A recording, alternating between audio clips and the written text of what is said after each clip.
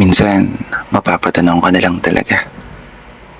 Kailan nga ba yung tamang panahon na sinasabi nila?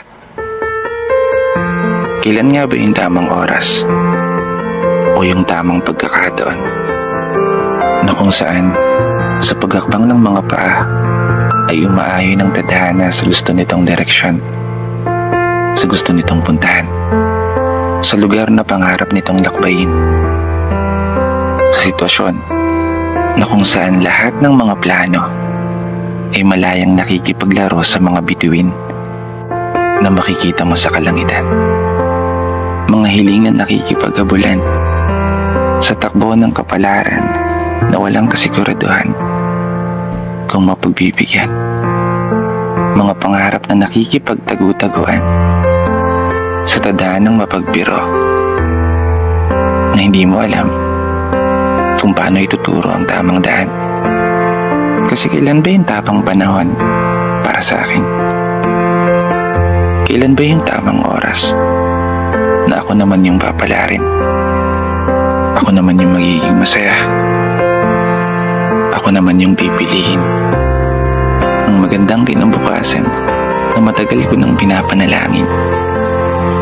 Matagal ko nang hinahangad na sana makausad kahit hindi agad-agad. Maghihintay ako sa araw na yung mga hiling ko naman ang matupad. Ako naman yung pagbigyan mo, yung sa akin naman ang pakinggan mo. Gabi-gabi na akong puyeto. Biro lang. Maghihintay ako kahit matagal. Naniniwala pa rin ako na darating din ang tamang panahon na ako naman. Pero bago ko tapusin ang video na to, gusto ko lang mag-iwan ng isang mensahe para sa lahat ng mga tao na nalulumo, nalulungkot at nahihirapan sa mga buhay nila.